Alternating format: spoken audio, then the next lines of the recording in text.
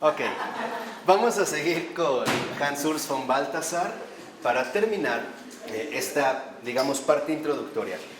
Lo que quiero recordarles es que a lo mejor, en efecto, en la primera clase que dimos sobre von Balthasar, que era como la introducción, recibimos una gran enseñanza que probablemente no apreciaron.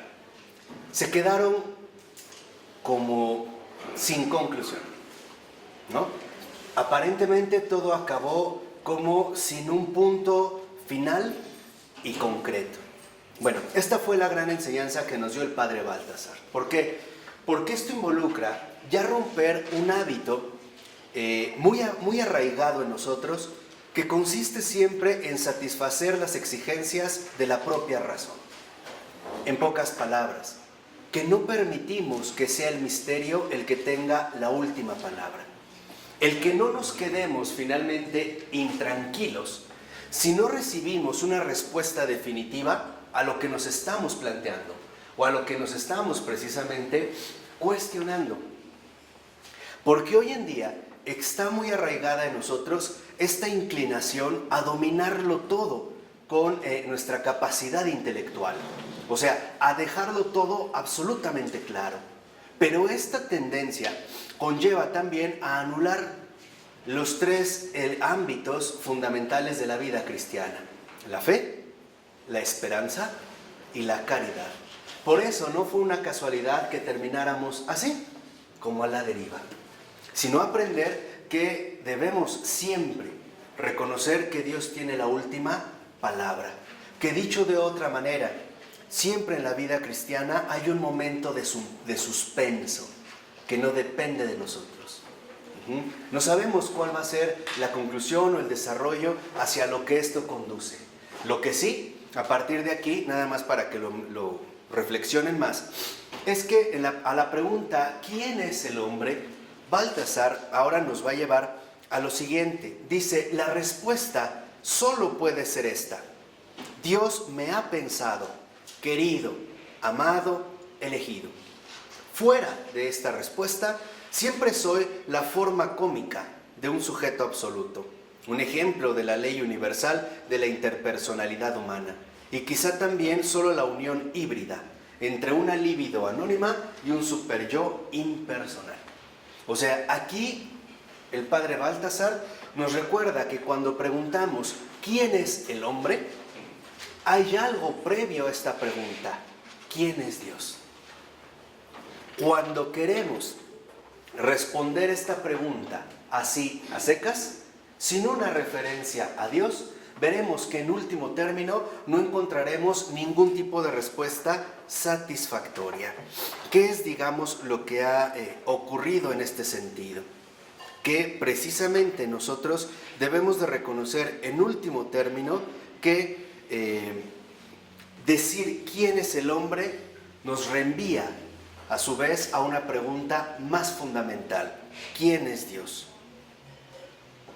O sea, el ser del hombre no radica en sí mismo, sino que el ser del hombre proviene de una fuente distinta a él, la fuente originaria de donde en efecto nosotros hemos recibido la vida.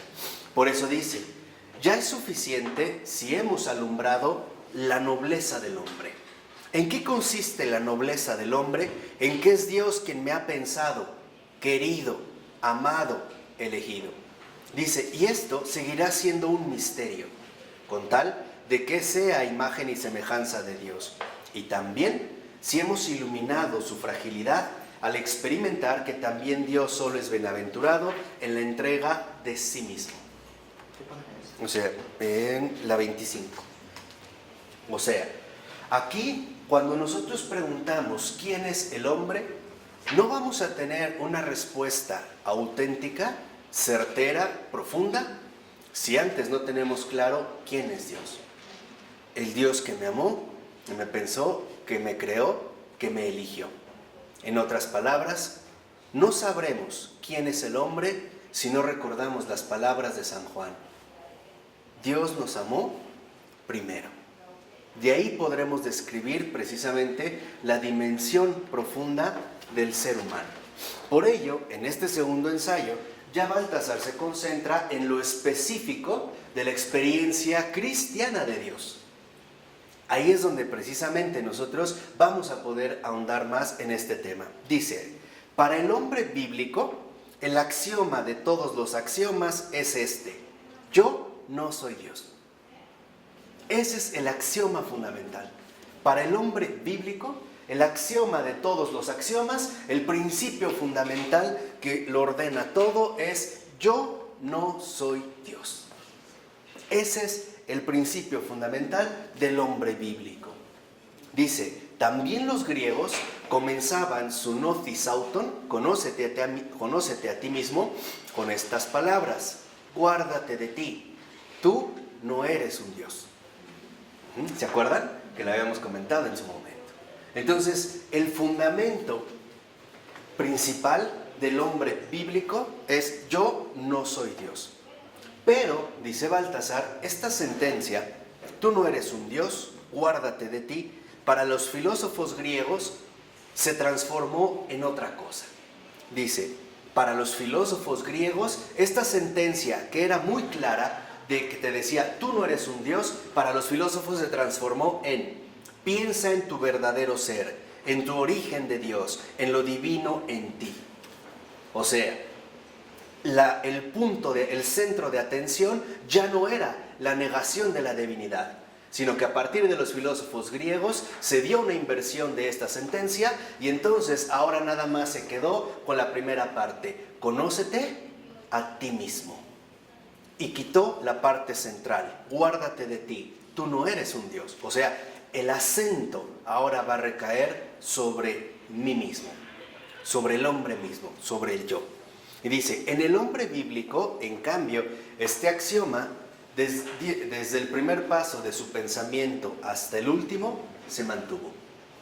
A diferencia de los filósofos griegos, para el hombre bíblico, este axioma de yo no soy Dios se mantuvo desde el principio hasta el fin.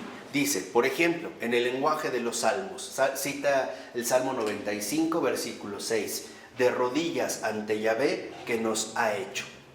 O en el Salmo 100, versículo 3, Yahvé es Dios, Él nos ha hecho y suyos somos.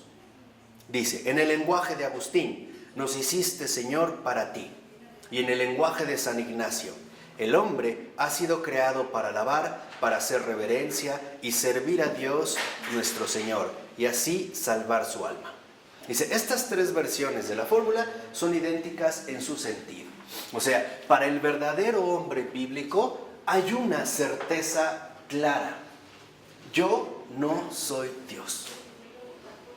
Cuando yo empiezo a desordenar este principio, entonces me voy a ir extraviando en muchos senderos.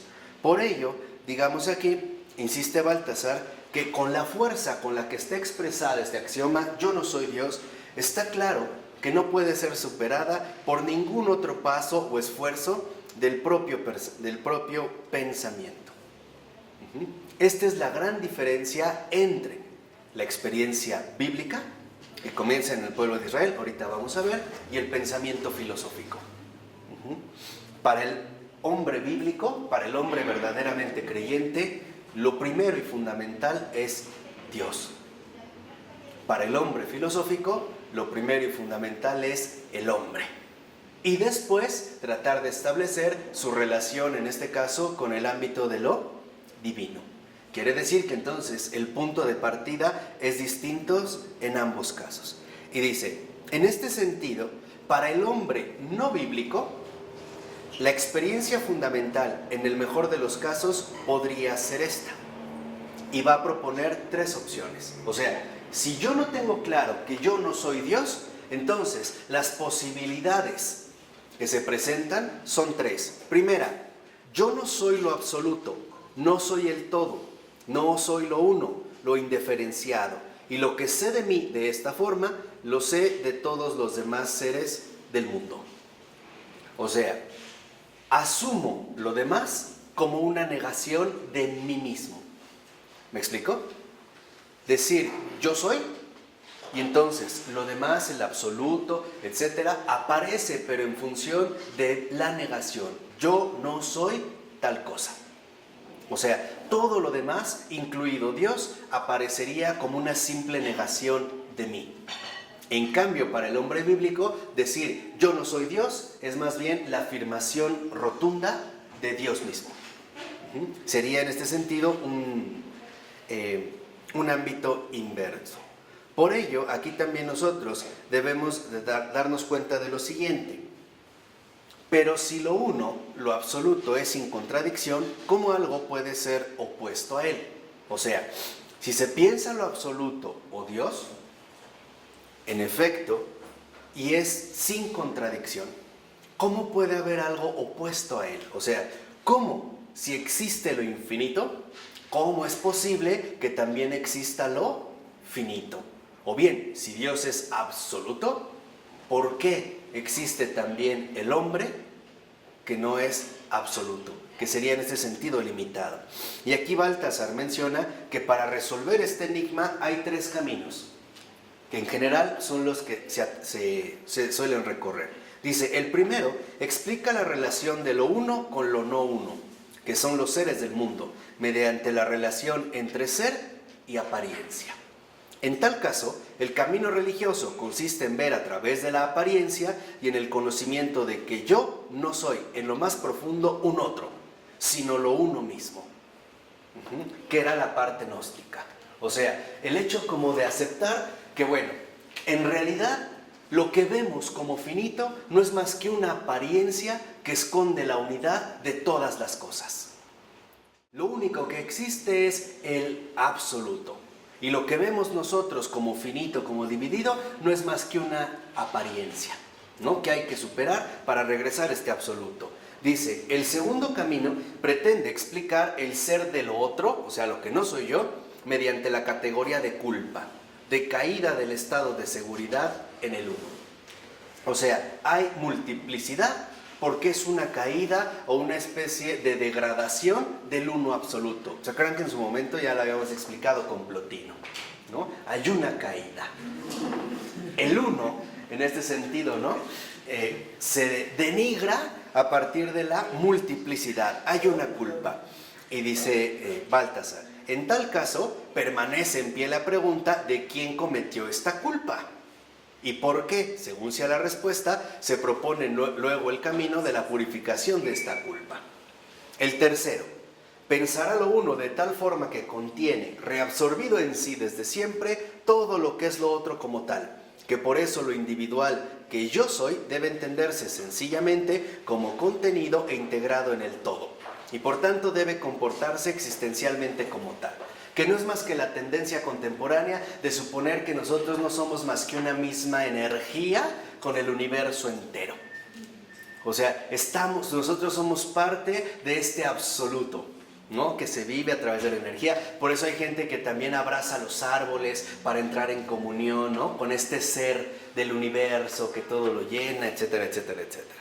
Y dice Baltasar, estos tres caminos tienen cada uno sus límites y sus contradicciones, lo cual hace que sean un callejón sin salida. ¿Por qué? Dice Baltasar, porque hemos de observar que todos estos caminos solo han podido darse cuando se propone la simultaneidad de lo uno sin contradicción Dios, y a pesar de todo, de un algo opuesto a eso uno, puesto que al no ser idéntico a él, yo mundo, resulta una contradicción.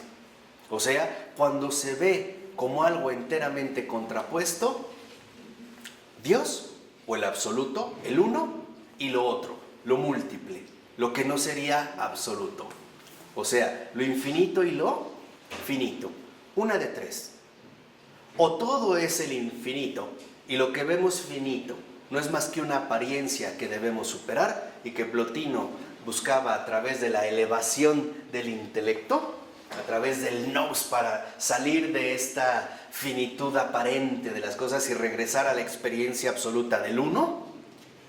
O bien, si hay multiplicidad, si hay algo finito, es porque hay una culpa o una caída de ese uno total, de ese uno cósmico, de ese uno absoluto.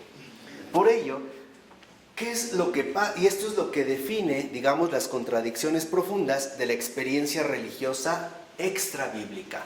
O sea, en pocas palabras, de la experiencia religiosa que no viene de la revelación. Vamos, que no brota en este sentido de la verdad. Y aquí es cuando entra en el Antiguo Testamento. ¿Qué pasa, por una parte, en el Antiguo Testamento? En el Antiguo Testamento se incorpora a la experiencia religiosa la palabra de Dios Todopoderoso y totalmente libre en su omnipotencia. Y aquí es donde entra la palabra clave. A diferencia de los no bíblicos, de los paganos, las personas bíblicas, el creyente bíblico, reconoce que hay un factor fundamental en Dios que es su omnipotencia. Pero esta omnipotencia también está reflejada en una absoluta libertad. O sea, ¿por qué hay algo finito? Porque Dios es libre para crearlo y omnipotente para hacerlo. ¿Sí me explico? ¿Qué quiere decir? Que esta contradicción en realidad no era tan insalvable como aparecía en el paganismo. Y dice Baltasar, incluso esta idea de la absoluta libertad de Dios y su omnipotencia estaba contenido en germen en el Antiguo Testamento desde el primer comienzo. Por ello, este Dios omnipotente y libre ocupaba el sitio que en el pensamiento no bíblico tenía y tiene lo absoluto, el ser. Por eso dice algo muy serio Baltasar. Es inexacto afirmar que los hebreos no fueron capaces de un pensamiento filosófico. Y hay muchos que en efecto les reprochan al pueblo hebreo que no fue capaz de desarrollar un pensamiento filosófico. Dice, al contrario, pensaron lo absoluto, que los pueblos consideraban libre del mundo, como libre para el mundo, afirmando así a la vez lo primero, pero algo más que lo primero. O sea, que Dios es el uno, no lo uno, impersonal, sino el uno, lo sabe el hebreo desde Deuteronomios capítulo 6, versículo 8. O sea, Shema. ¿Se acuerdan? Escucha Israel. Aquí estamos viendo, digamos, esta primera presentación. Por ello, como dice también Baltasar, que no era de ningún modo necesario que se tuviera expresamente desde el principio la idea de una creación de la nada. Esta creación ex nihilo. Dice, no. ¿Por qué? Porque esta es una idea relativamente abstracta, que solo poco a poco deduce las premisas concretas de la libertad omnipotente de Dios. Y aquí dice que esta libertad omnipotente de Dios se manifestó con una doble característica. Uno, con la elección del pueblo de Israel. ¿Por qué? Porque el pueblo de Israel, en este sentido, se comprendió a sí mismo como una realidad puesta, querida y afirmada por Dios, que de hecho recibía su existencia de este mismo gesto afirmativo. Y además comprendió que esta situación era tan radical que incluso todo lo convertía, incluida su propia existencia, como algo recibido de Dios. Y aquí entre paréntesis, aunque lo voy a tratar de sintetizar demasiado, nada más les recuerdo lo que una vez ya les mencioné. Esta es la gran diferencia entre la fe hebrea y el judaísmo rabínico. Para la fe hebrea estaba claro que es Dios quien escogió al pueblo de Israel y que esta elección determina toda su existencia. ¿Estamos bien? Para el judaísmo, o sea, para la religión rabínica, no es Dios el que eligió al pueblo, es el pueblo, el único de entre los pueblos, el que escogió a Dios. Esta es la gran diferencia entre la sinagoga y el pueblo hebreo, la fe de Israel. Aquí hay un cambio de inversiones. ¿Cómo lo escogieron ellos? Lo que pasa es que después de la destrucción del segundo templo y que tienen que salir, algunos hebreos se sintieron sumamente decepcionados por los acontecimientos. Y entonces dijeron, no, o una de dos, o Dios no ha sido fiel a su palabra, o no hemos entendido bien lo que nos quiso decir. Como lo primero resultaría quizá demasiado atrevido, más bien optaron por la segunda opción. ¿Y qué hicieron? Una escuela de interpretación. O sea, una nueva reinterpretación justo de las Escrituras por los acontecimientos que históricamente se estaban gestando. Por ello, no es casual que incluso el Talmud, como tal, esta interpretación judía de la Biblia, de la Torá, que es la ley escrita, se desarrolló más o menos del siglo III a.C. al siglo II después de Cristo. Esta es precisamente la aparición de la sinagoga. Y dice que incluso el pueblo hebreo también reconoció que esta idea de la elección se extendía a los demás pueblos y en último término al mundo en general, aunque esta asimilación llevó un largo proceso, que incluso se tuvo que realizar con un relativo esfuerzo. Y dice, en muchos salmos, Israel puede pensar estas dos cosas, o sea, su elección particular como pueblo, pero que también este Dios no solo es el Dios de Israel, sino que es el Dios de todos los pueblos. Dice en el caso de los salmos, por ejemplo, que Dios es sobre todo el Dios del pueblo elegido, en el que también tiene su sede en la tierra, pero que al mismo tiempo es el Señor de todos y el creador de toda la naturaleza, desde los cuerpos celestes, pasando por todos los animales sobre la tierra, hasta el leviatán en el abismo. ¿De acuerdo? Entonces, el pueblo de Israel fue entendiendo gradualmente que el Dios de Israel es el Señor también de todos los pueblos. ¿Por qué? Porque es el creador de todas las cosas. No es casual que precisamente Baltasar haga estas dos referencias. Comienza diciendo, por ejemplo, el creador de la naturaleza, desde los cuerpos celestes, o sea, desde lo más sublime que se pudiera pensar dentro de este universo, hasta lo más bajo. Por ejemplo, este monstruo, que era el monstruo bíblico de Leviatán. O sea, era el creador de absolutamente ¿qué? Todo. ¿Por qué esta referencia es importante? Porque también en el paganismo había una clara conciencia dualista. El mal tenía un principio en sí mismo, que era el dualismo del bien y del mal, el yin y el yang, que empezó a filtrarse a través, por ejemplo, de la conciencia maniquea. Para los maniqueos, el bien y el mal son principios autosuficientes. O sea, ¿qué quiere decir? Que para ellos el mal tiene una existencia propia y por lo tanto tiene un poder propio. Y por eso sería el mal el opuesto del ¿qué? Del bien. Pero ya desde aquí se empieza a ver que Dios no es el creador del mal, sino el creador del bien. Y el mal es la negación de este bien. ¿Sí? Nada más para avanzar un poquito. Por ello, lo importante que aquí debemos destacar es la idea de la omnipotencia libre de Dios. Y esta omnipotencia libre de Dios precisamente se había manifestado de un modo concreto en sus grandes obras. Por ejemplo, la liberación de Israel de Egipto, en el cumplimiento de sus promesas y en su acción en la historia, experimentada una y otra vez precisamente por este mismo pueblo. ¿Qué quiere decir? El pueblo de Israel había experimentado la manifestación concreta de Dios, ¿sí o no? Sí. No estaba basado en una simple idea. Por ello aquí lo que también se comentaba es que esta nada de la cual creó Dios el mundo para el pueblo hebreo no era una ausencia negativa. O sea, que nosotros pensamos la nada como una especie de ausencia material. Y dice Baltasar, no, esa nada no era más que la expresión de la absoluta libertad divina. Cuando decimos que Dios creó de la nada, esta nada no es más que las infinitas posibilidades que Dios puede realizar. ¿Sí queda claro? ¿O no? ¿No? Cuando en esta situación se menciona que Dios creó de la nada, para nosotros la nada es la negación de la materia, es ausencia de materia, ¿o no?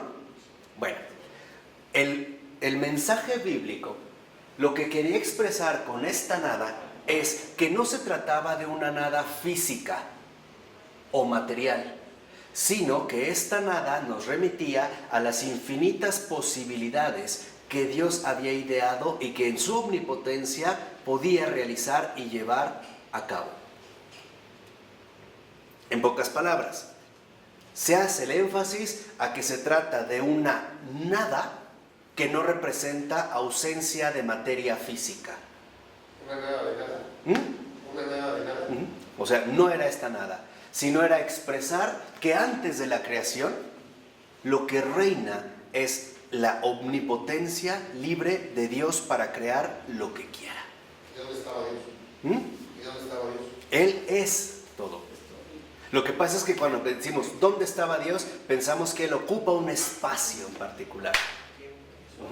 O sea, que está como en un lugar. Y no.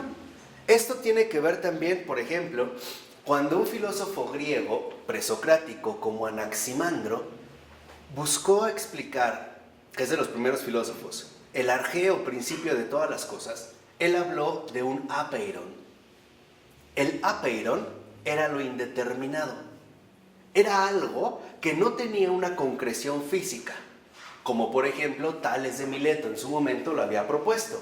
Para Tales de Mileto, el origen de todas las cosas era el agua, era un elemento determinado. Después otros dijeron que no, Anaxímenes el aer o el aire que vemos, ¿no? Cuando llega Anaximandro dice, no, es que no es nada concreto, es un indeterminado, es la posibilidad misma de las cosas. O sea, antes de que las cosas existan, está la posibilidad de que existan. ¿Sí me explicó o no? Esta es la nada bíblica. La fuente. Exactamente. O sea, esta nada no es más que la omnipotencia libre de Dios en tanto creador. No es que de ahí tomó algo, no. Manifiesta la ausencia de las cosas y por ello la saturación de su omnipotencia. Por eso dice Baltasar, justamente la idea de Dios como el omnipotente le permitió a Israel pensar, más aún, tener que pensar la existencia de un ser no divino, como algo que no está en contradicción con el todo de Dios. En pocas palabras, para el pueblo de Israel, ¿por qué había una criatura? Porque Dios puede, en su omnipotencia, crear algo finito. Y por eso es que para ellos no había una contradicción. Más bien, lo que sostenía lo finito era la omnipotencia de Dios. O, en otras palabras, que era con lo que comencé al inicio. ¿Por qué hay un hombre? ¿Por qué hay un Dios que lo sostiene? ¿Sí? Esa es la experiencia de Israel, ¿eh? ¿Por qué hay algo finito? Porque el infinito lo contiene, lo sostiene, lo mantiene. ¿De acuerdo? Por eso para ellos no había, digamos literalmente, en este sentido, una contradicción. ¿Por qué? Porque para ellos incluso, ¿no?, la responsabilidad total de lo creado remitía a Dios. Que es también algo de una intuición profundamente bíblica. ¿Por qué hay mal? Porque el bien es omnipotente. Por eso hay mal. ¿Por qué hay mal? Porque el bien es omnipotente. Porque el mal no se sale con la suya. Porque el mal no se burla del bien. Porque el bien es el que condiciona y determina el transcurrir del mal.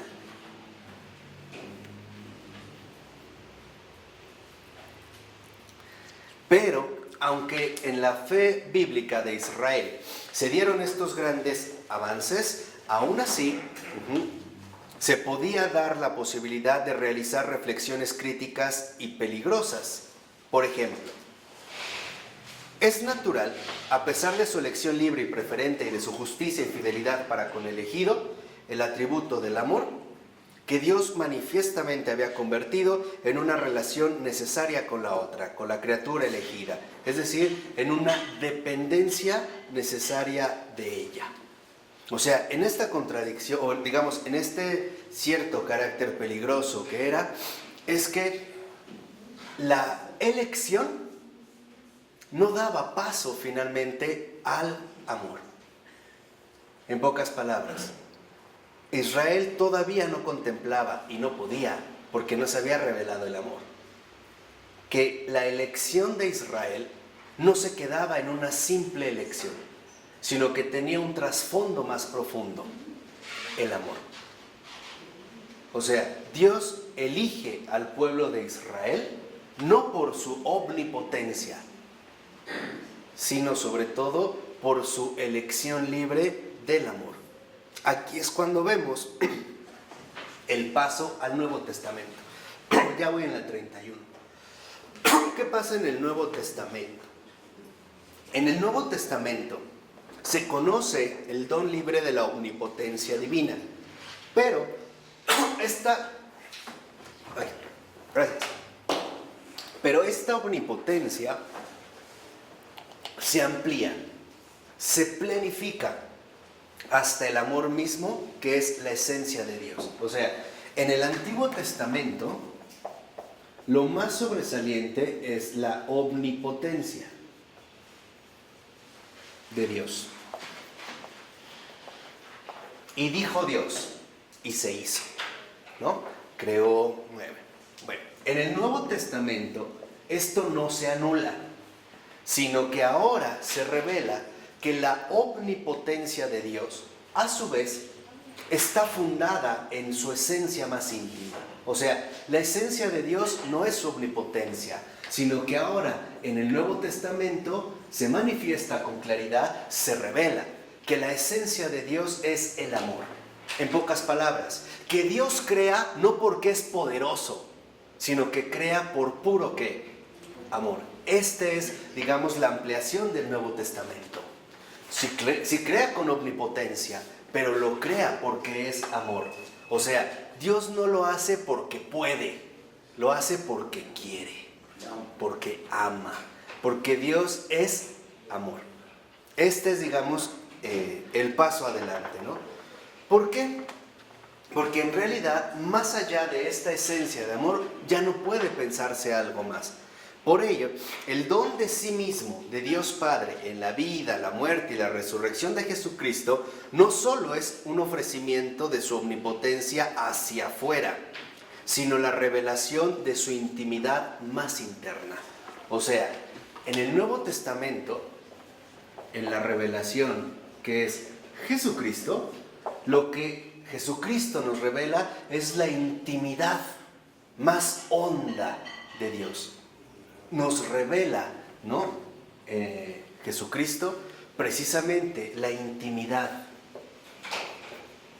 más profunda de Dios, que Él es amor, que su omnipotencia no está basada en un poder despótico que quisiera ostentar, ¿no? A la manera de los hombres, su capacidad de poder.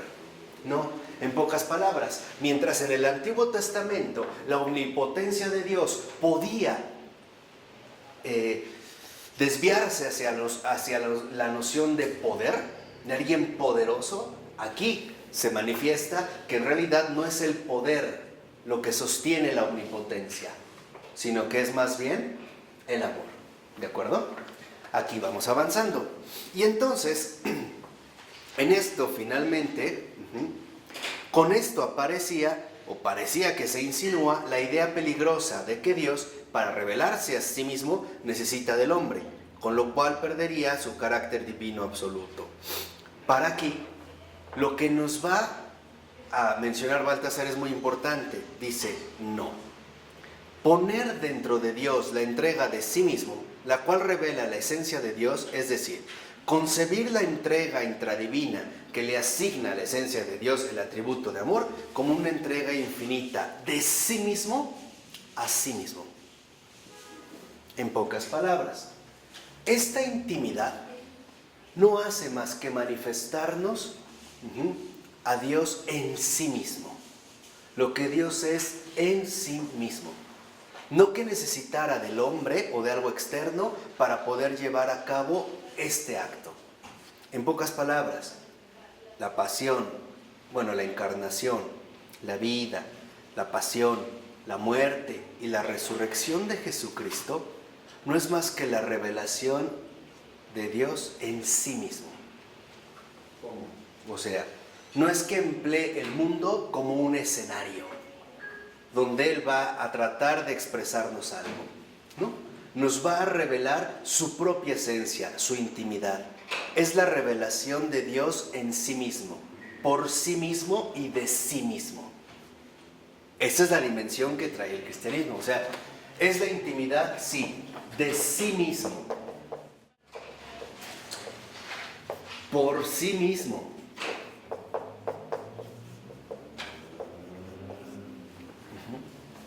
Es la revelación de sí mismo, por sí mismo.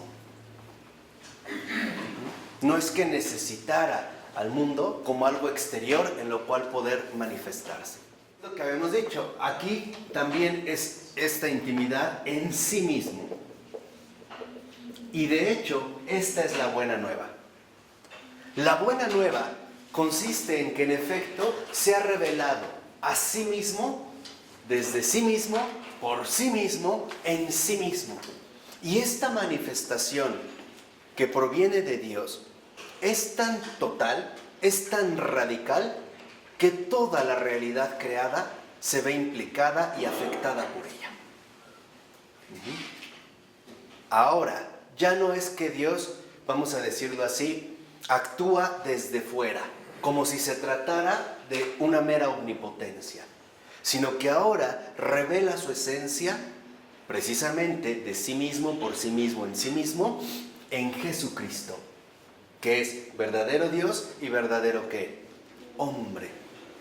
Dios nos está expresando claramente quién es y cómo es. Como en esta donación que da de sí mismo, ya no es algo meramente externo, sino que es así como su amor se va a poner al descubierto. Y esto va a traer precisamente, es lo que dice Baltasar, que aquí se trata del producto único del dar y del recibir divino, es decir, el espíritu del amor, en cierto modo la quinta esencia de Dios. O sea, Dios no da algo al mundo, se da a sí mismo al mundo, en el mundo, por el mundo.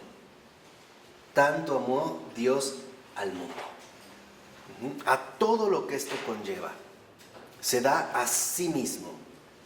¿Y qué es lo que va a recibir Dios? A sí mismo. Se va a recibir a sí mismo. Esta es la buena nueva. Este es el Evangelio. ¿Por qué? Porque es justamente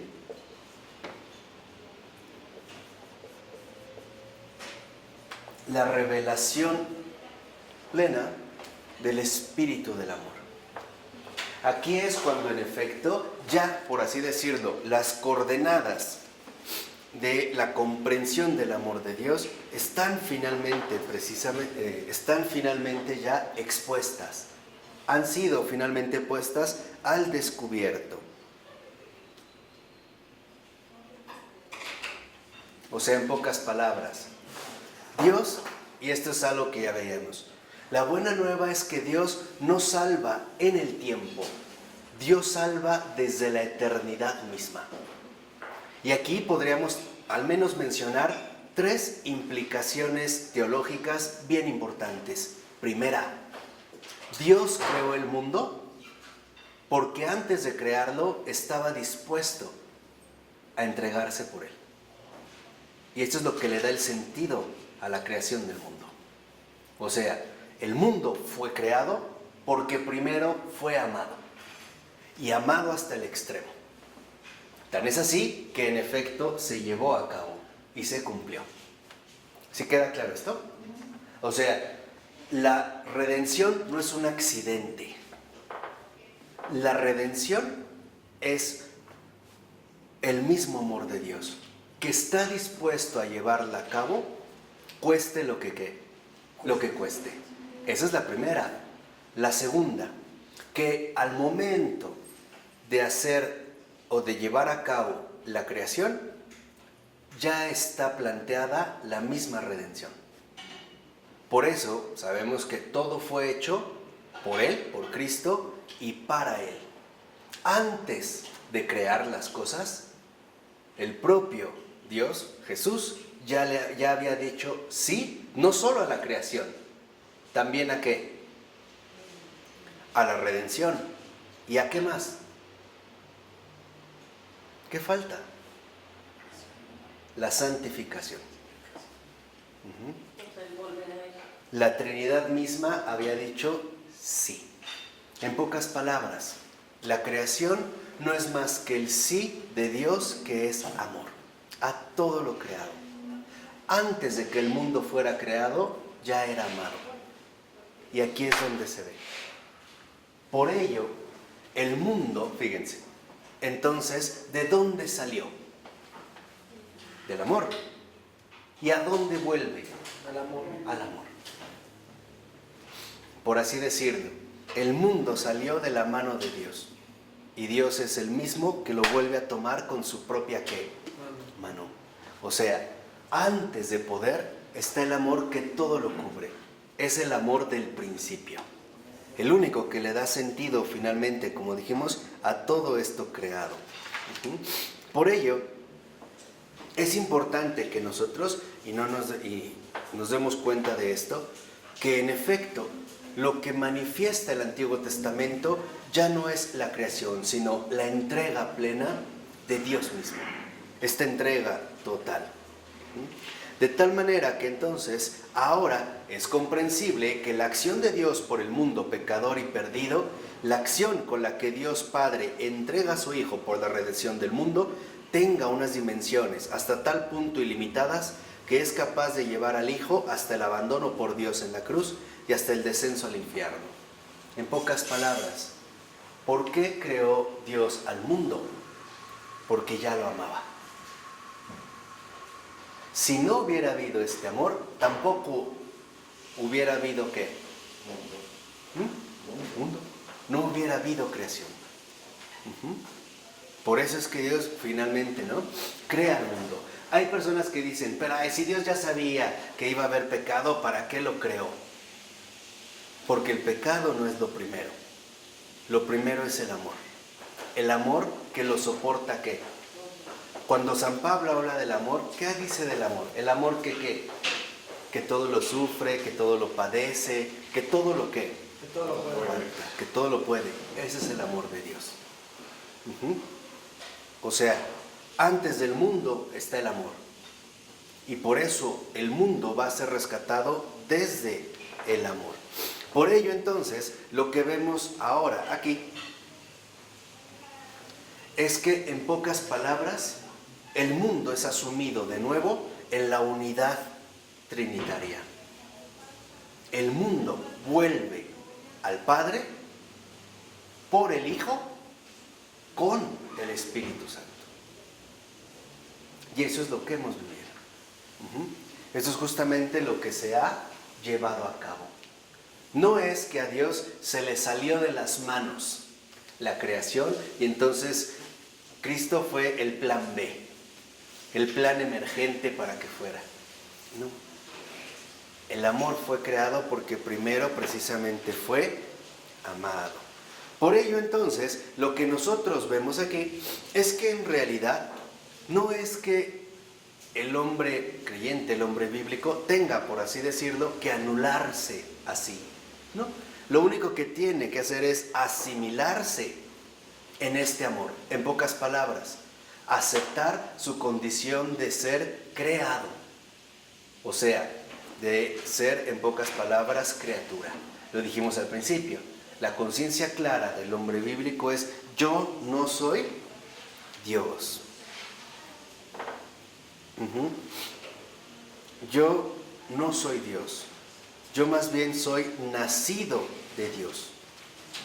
Por eso aquí se muestra lo específico de la experiencia cristiana de Dios. ¿Sí más o menos quedó claro el recorrido? Sí. Donde va dando luces. ¿En qué consiste lo específico de la experiencia cristiana de Dios? la necesidad de la conciencia de hijo. Ese es lo específico de la experiencia cristiana de Dios. La necesidad de la conciencia de hijo. ¿Qué es esto? Que solo a los pequeños les es revelado el misterio del Padre, mientras que permanece oculto a los inteligentes y sabios que no quieren situarse en el hecho de haber nacido de Dios. O sea, ¿qué es lo específico de la experiencia cristiana de Dios? La conciencia de hijo. Y el hecho de adquirir esta conciencia de hijo es reconocer que he sido creado. Y que no he sido creado como una cosa, sino que he sido creado como un hijo.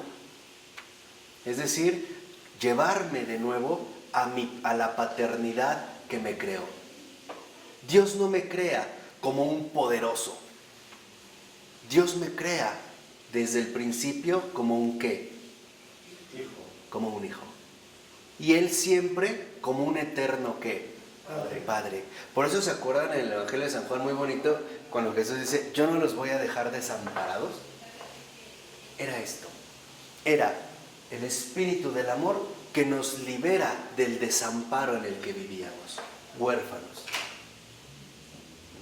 sin padre. Este es el primer punto. Y dice, solo en esta experiencia originaria constante puede el Hijo aceptar la voluntad del Padre en todo momento y cumplirla con una mayoría de edad adulta. Y el Padre lo hace capaz de ella y lo entrega a ella, que no es otra cosa más que la paradoja del cristiano. Cuando nosotros realmente recuperamos la conciencia de hijo, reconocemos que entonces, al ser hijos, todo lo recibimos ¿de quién? Del Padre. Y es el Padre precisamente el que nos entrega a la misión, ¿no?, en el que hemos sido o a la que hemos sido convocados. Y por lo tanto sabemos que mi salida viene del Padre, proviene del Padre, y mi retorno ¿hacia dónde se dirige? Hacia el Padre. Hacia el Padre. ¿Qué es lo que hizo Cristo en su manifestación, en su vida? Retornarnos al Padre. Y insistir, el reconocerse, a pesar de que es Dios, reconocerse como lo que es, como qué, como hijo de Dios. Y al ser hijo de Dios, ¿de quién lo recibe todo? Del Padre. Y sabe que también ¿a quién lo entrega todo? Al Padre. Y dice Baltasar, pero solo puede estar en ella, en esta situación, si recibe el Espíritu exhalado a la Iglesia y a sus miembros por el Hijo, que muere y que resucita, y que es tanto el Espíritu del Padre que le comunica al Hijo y al cristiano la voluntad del Padre, como el Espíritu del Hijo en el que éste, y con él el cristiano, está dispuesto a hacer la voluntad del Padre. En pocas palabras, la recuperación de la conciencia de hijos también implica la compenetración con la voluntad del Padre. ¿Cuál es la voluntad del Padre? Todos lo sabemos. ¿Ok? ¿Y esto qué implica? Sí, es su voluntad. Que triunfe el amor, que se cumpla su manifestación, que se dé y que se lleve a cabo precisamente el espíritu del amor. Por eso dice Baltasar que en esta experiencia desaparece la diferencia entre una experiencia de Dios como Dios es en sí mismo, o sea, tratar de pensarlo como una idea, como una hipótesis, como un concepto, como una realidad, etc. Y la experiencia de Dios cuando hacemos en el mundo su voluntad. O sea, ¿en qué consiste lo específico de la experiencia cristiana de Dios? En hacer la voluntad del Padre. Ese es lo específico de la experiencia cristiana de Dios. Si lo ven, no solo es creer en Dios, no solo es decir que amamos a Dios, es hacer su ¿qué? Misión. Hacer su voluntad, o sea, cumplir con la misión que nos ha sido asignada, tal y como lo hizo Jesucristo. Y dice, y esto se ve reflejado sobre todo en los actos de amor cristiano al prójimo.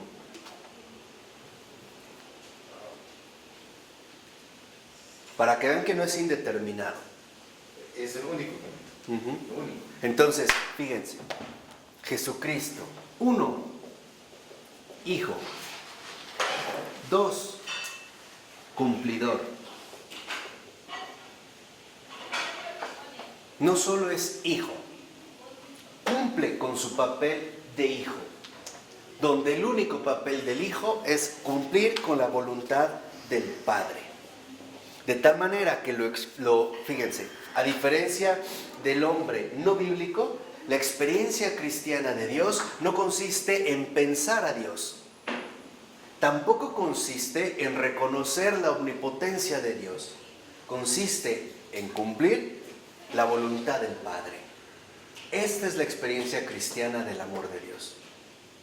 Por eso, amar a Dios y cumplir su voluntad es lo mismo.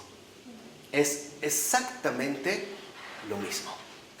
Esto no es más que la encarnación del Hijo de Dios. Cuando nosotros realmente hacemos la voluntad de Dios, estamos en el amor de Dios. O sea, estamos en Cristo. Porque la misión terrenal de Cristo fue muy concreta: cumplir con la voluntad del Padre. En todo, En todo y hasta qué. Y hasta todo. Sin cálculos, sin previsiones, sin reclamos, en pocas palabras, sin desconfianza. Por ello, dice Baltasar, que como Dios no revela su esencia y no invita a participar en ella de otra forma que entregando a su Hijo encarnado por el mundo, desde el punto de vista cristiano, no hay ningún otro camino para la experiencia de Dios en sí que el camino de la imitación de Cristo bajo la guía del Espíritu de Cristo. Esa es la experiencia cristiana de Dios. ¿Sí queda claro? O sea, el seguimiento y la imitación de Cristo, la asimilación de Cristo, la encarnación del Hijo en nuestro corazón. Por ello, dice Baltasar algo muy importante: este equilibrio entre amor del mundo por Dios y amor de Dios por el mundo se puede y se debe destacar constantemente, aunque se dé de modos distintos en la experiencia cristiana de Dios. O sea, no podemos dejar de lado finalmente este amor de Dios por el mundo. No podemos decir de ninguna manera que el mundo no es algo amado por Dios o que Dios desprecia al mundo. El mundo desprecia a su creador, pero el creador no desprecia a su criatura. Acuérdense, el amor precisamente fue primero.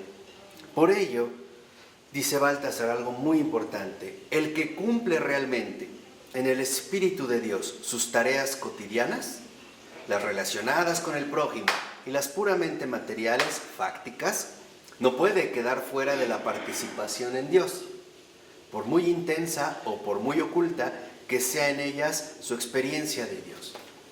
O sea, realmente el estar involucrados de manera plena con este amor divino. Por ello, el Espíritu, y esto es algo importante, es el que supera la finitud aparente del yo-tú del Padre y del Hijo en su nosotros triunfal. Es así la libertad personificada de Dios, en Dios. Así como esta omnipotencia de Dios se manifestaba, ¿no?, como una omnipotencia libre en el Antiguo Testamento, aquí este espíritu del amor también vuelve a aparecer como una absoluta libertad, con la diferencia que aquí ya conlleva esta unificación del nosotros.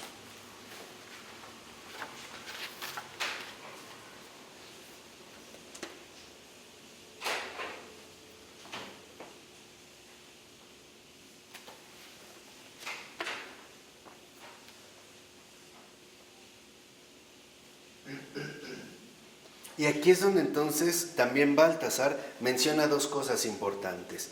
La primera, como el Espíritu finalmente es esta libertad personificada de Dios, entonces también el Espíritu establece normas.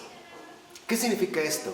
Que cuando se comunica nosotros de la Trinidad al mundo, el Espíritu, como la norma divina y la preescritura de la revelación, por iniciativa propia, adelanta las cosas, como cubre con su sombra el abismo del comienzo y en la plenitud del tiempo el seno de la Virgen, e instituye finalmente este amor en una identidad clara, la Iglesia. Por eso es que también una vez lo habíamos dicho, es en la Iglesia donde se ha establecido la institución del Espíritu, las normas divinas para el cumplimiento de nuestra condición filial. Por eso dice también Baltasar que la Iglesia de Cristo será el principio de su estructura o institución como expresión y garantía de la participación en el diálogo libre personal entre el Padre y el Hijo. O sea, esta institución no nos somete a las normas humanas, sino a la norma de la libertad de espíritu. La siguiente clase que veamos a Florensky vamos a hablar de la libertad de espíritu y van a entender bien a qué se está refiriendo Baltasar, ¿no? Van como de la mano. Para terminar, termina ya Baltasar de la siguiente manera. Dice, como el hombre no es una persona divina, sino una persona creada, entre él y Dios no se puede dar una intimidad como entre la parte y el todo, sino que esta intimidad se da a través de la adoración. O sea, ¿cómo adoramos a Dios? A través de la verdad. Esta es la intimidad con Dios. Por eso se acuerdan que también con Florensky en su momento vimos cómo la adoración era la expresión plena de la verdad, de la respuesta que el hombre da en la verdad. Y dice, este todo, por otra parte, sale al encuentro del hombre con un amor tan libre que el hombre no puede adueñarse de él con ninguna técnica para ser uno con él. O sea, ni a través de elevaciones intelectuales raras, ni a través de conductas morales impecables. Nadie se adueña de Dios. Nadie. Nadie. Es Dios el que sale con un amor tan libre que dice que en realidad el hombre desconcertado es el que tiene que dejarse tomar por Dios y dejarse ofrecer. O sea, asumir su papel de ofrenda por obra de Dios, por obra de la gracia, con la misma vida eterna. O sea, el hombre debe reconocer que es Dios quien lo quiere tomar y asumirlo como ofrenda para sí mismo. Dios, aquí lo vemos, nos creó ¿para quién? Para Él. ¿De acuerdo? ¿Alguna pregunta? ¿Alguna duda? Ok, hasta aquí le vamos a dejar. En nombre del Padre, del Hijo y del Espíritu Santo. Amén.